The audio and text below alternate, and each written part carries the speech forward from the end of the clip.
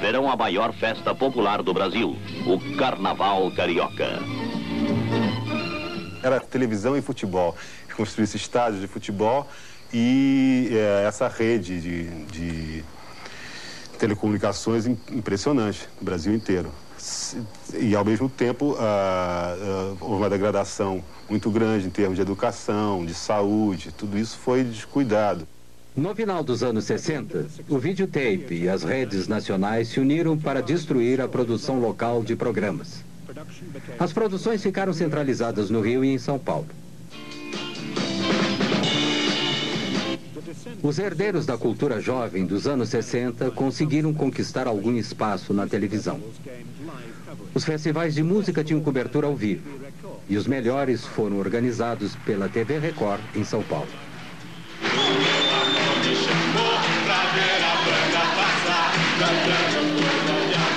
A minha gente sofrida despediu-se da dor pra ver a banda passar, cantando coisas de amor. Eu vou sem documento, nada no bolso ou nas mãos. Eu quero seguir vivendo. Amor, eu vou, por que não? Por que não?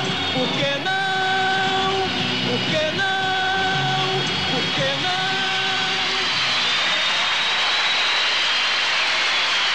Caminhando e cantando. A resistência à ditadura militar chegou às ruas em 1968.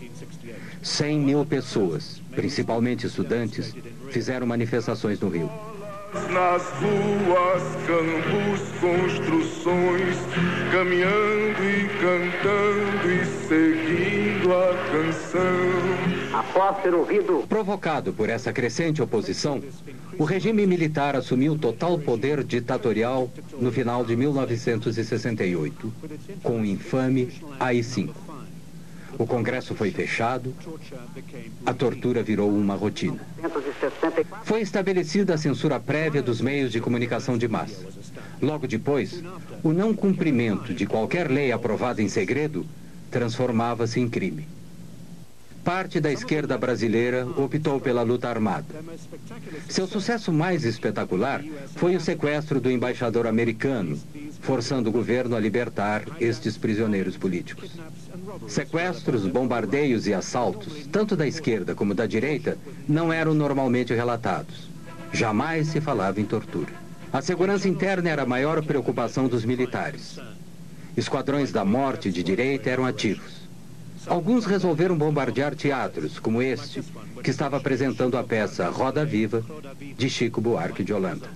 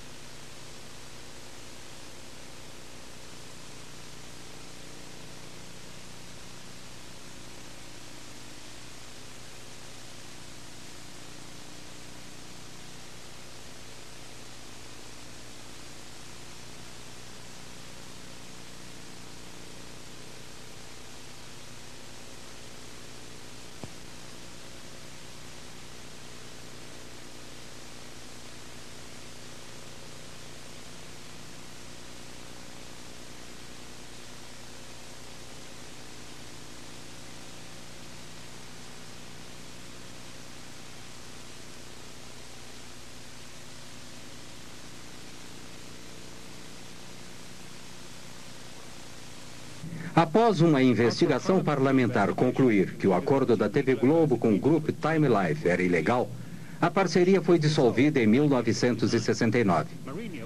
Roberto Marinho ficou com total controle da TV Globo. Suas concorrentes, Tupi e Excelsior, continuaram seu lento declínio. A Globo centralizou todas as produções no Rio quando o estúdio de São Paulo incendiou. O seguro pago ajudou a TV Globo a impulsionar a construção de uma rede. Em 1969, a primeira estação de TV via satélite deu ao Brasil uma ligação internacional. No ano seguinte, as principais cidades brasileiras foram integradas por uma rede nacional de micro-ondas. A televisão no Brasil não era tanto para entreter o público. Television in Brazil was not so much to entertain the public initially. What it did more was unify the country. O primeiro jornal nacional em cadeia da Globo foi o Jornal Nacional, que foi apresentado em 1º de setembro de 1969. Assim nasceu a rede. Faltava algo. A verdadeira vida política do Brasil não estava lá. Não havia a voz dos sindicatos, não havia a voz das diferentes forças em conflito e o conflito normal do dia a dia. Você tinha vozes doutorais, você tinha mentes doutorais. A censura cortava não apenas trechos de programas, notícias que não eram veiculadas, mas criou uma tendência no Brasil da gente não ter a história registrada daquele período. A Excelsior havia sido a única empresa de televisão a se opor ao golpe militar de 1964, e os militares não esqueceram disso. Em 1970, o governo cancelou sua concessão. No início dos anos 70, o novo governo do General Médici lançou uma campanha maciça com o slogan Brasil, ame-o ou deixe-o.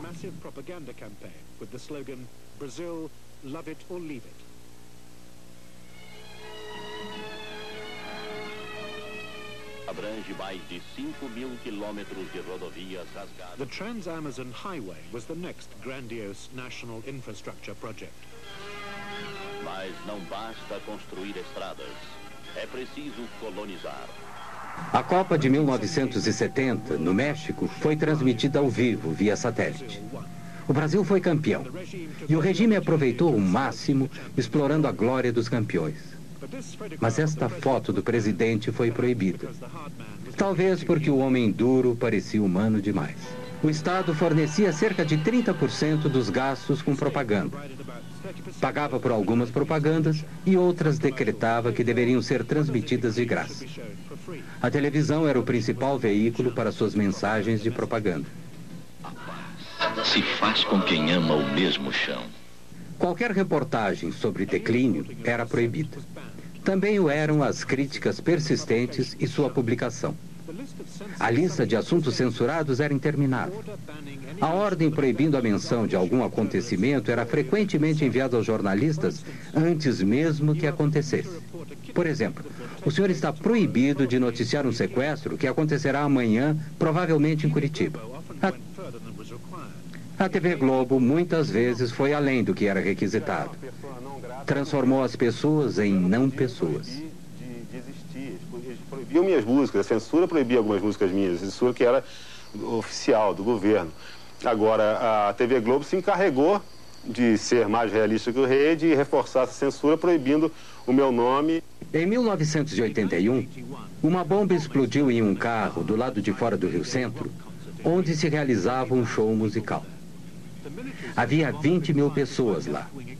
Os militares disseram que a bomba havia sido colocada por extremistas de esquerda. Mas a explosão matou um soldado e feriu outro dentro do carro. No primeiro noticiário da Globo sobre o incidente, via-se claramente uma segunda bomba intacta dentro do carro. Quando transmitiram a notícia novamente, a segunda bomba foi retirada da edição. A novela no Brasil é diferente da sua equivalente do hemisfério norte. Sempre tem um fim. Elas vão ao ar quando os 12 capítulos, suficientes para 2 semanas, já estão gravados. Os outros são escritos baseado em pesquisas de audiência durante os 7 a 8 meses em que se passa a novela. A Globo transmite 3 novelas de 1 hora no horário nobre da noite, 6 noites por semana. As novelas são o início da supremacia da Rede Globo. Novelas are the foundation of the Globo network's supremacy.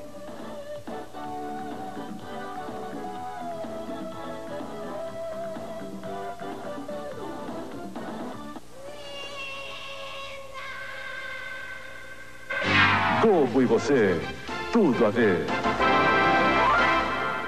O fascínio que existe pelas novelas no Brasil é pela característica do Brasil, porque o Brasil, às vezes, dá a sensação de que ele não foi descoberto, ele foi escrito. O Brasil parece um país ficcionário, às vezes. O Brasil, às vezes, parece assim, um misto de Gabriel Garcia Marques com Franz Kafka. Então, e aí esse fascínio pela ficção invade a vida das pessoas a ponto de elas se fanatizarem pelas novelas. As primeiras novelas da Globo eram melodramas exóticos escritos em Cuba ou na Argentina. O Sheik de Agadir, a Rainha Louca. No início dos anos 70, seguindo o sucesso de uma novela brasileira da Tupi, a Globo também se abrasileirou e modernizou suas novelas. Porque não é um projeto que esqueceu da pobreza, da periferia. Contemplou, porque se esquecesse, não daria certo. Contemplou. Mas contemplou maquiando a pobreza e apontando uma perspectiva de ascensão pelo trabalho, pelo investimento. É como se o Brasil tivesse tentado viver na forma de farsa o que foi o sucesso mesmo do self-made man numa outra época do capitalismo. Esta novela da Globo, Selva de Pedra, foi a primeira a conquistar o índice de 100% de audiência. Todos os televisores ligados no Brasil estavam assistindo Selva de Pedra. E não foi a única vez que isso aconteceu. Gabriela. Muitos consideram Gabriela, estrelada por Sônia Braga, baseada no livro de Jorge Amado, uma das melhores novelas da Globo. Certamente foi a mais erótica. Tivemos audiências de 93%, 96% dos aparelhos desligados, o que naquele momento significava 50, 55 milhões de pessoas assistindo televisão. Por isso mesmo a gente costuma dizer que o Brasil, num determinado momento, apesar da dimensão continental, deixou de falar português, que é a língua dele, para falar TV globês. Depois de Dance Days, que tinha como cenário uma discoteca do Rio, mesmo os mais isolados vilarejos no Brasil passaram, de repente, a ter 3 discotecas.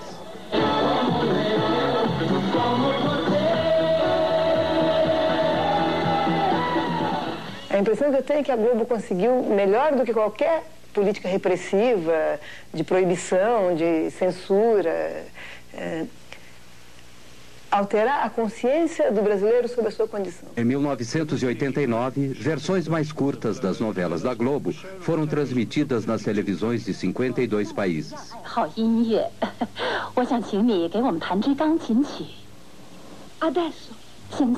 Muebles así, Januaria. Las personas cambian. Some can change, they can change, but a tree that's twisted?